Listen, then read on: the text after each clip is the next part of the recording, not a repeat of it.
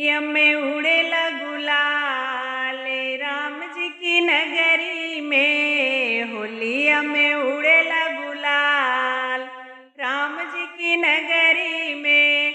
राम नगरी में हो अवध नगरी में। राम नगरी में हो अवध नगरी में। होलिया में उड़ेला गुलाल। होलिया में उड़ेला गुलाल राम की नगरी में। होलिया में उड़ेला गुलाल राम जी की नगरी में। ब्रह्मा जी आए सरस्वती आई। ब्रह्मा जी आए सरस्वती आई। हथवा में लेके गुलाल राम जी की नगरी में। हथवा में लेके गुलाल राम जी की नगरी में। होलिया में उड़ेला गुलाल राम जी की नगरी में। होलिया में उड़ेला गुलाल राम जी की नगरी में।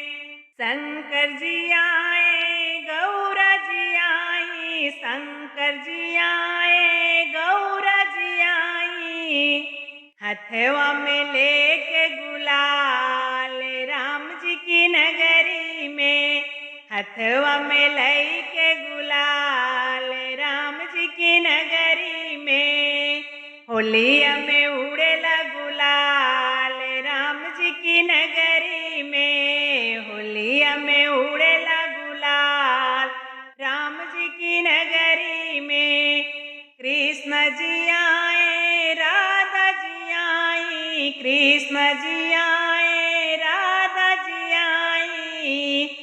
हथवा में लेके गुलाल राम जी की नगरी में। हथवा में लेके गुलाल राम जी की नगरी में।